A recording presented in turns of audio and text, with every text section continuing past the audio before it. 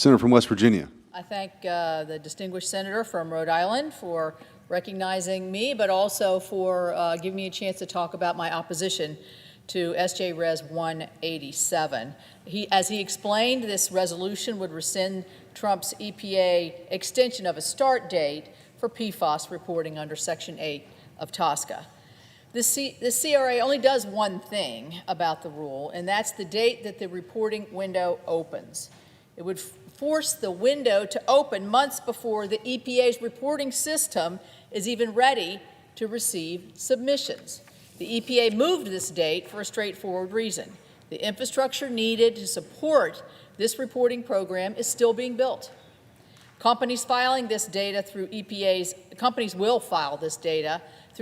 electronic system, the Central Data Exchange.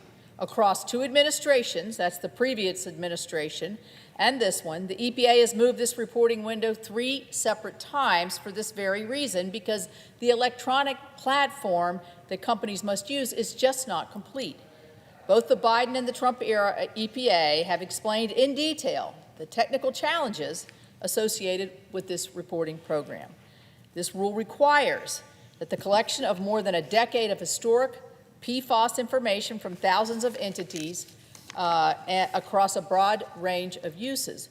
The CRA cannot make the EPA build the system faster, and it won't address contamination or pollution in the interim.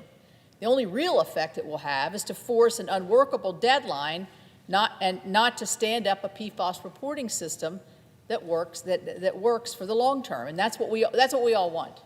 So consider what passing this would really mean. It would set a federal reporting deadline that is physically impossible to meet, putting both regulated entities and the EPA in a very difficult position.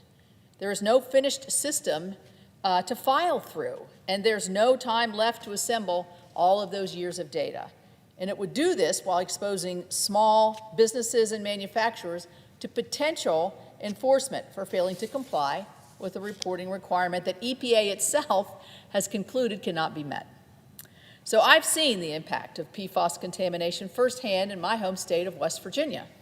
And I think Senator Whitehouse and I agree that this is an issue, an important issue, that we need to address. I've led efforts to try to clean up legacy contamination, protect communities that did not cause this pollution, like our water utilities and our farmers, and to ensure that polluters bear the responsibility for the PFAS cleanup.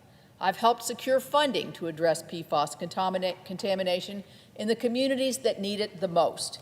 And I've chaired hearing after hearing on PFAS cleanup, disposal, and liability. So I think my record is very clear on this.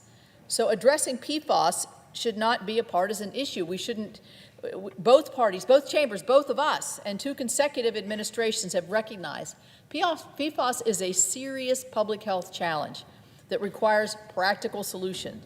But this does not make PFAS reporting more effective. It does not make the reporting system come online any faster, and it does not provide communities with better data. So I would urge a no vote for my colleagues, and with that, I'll yield back to Senator Whitehouse.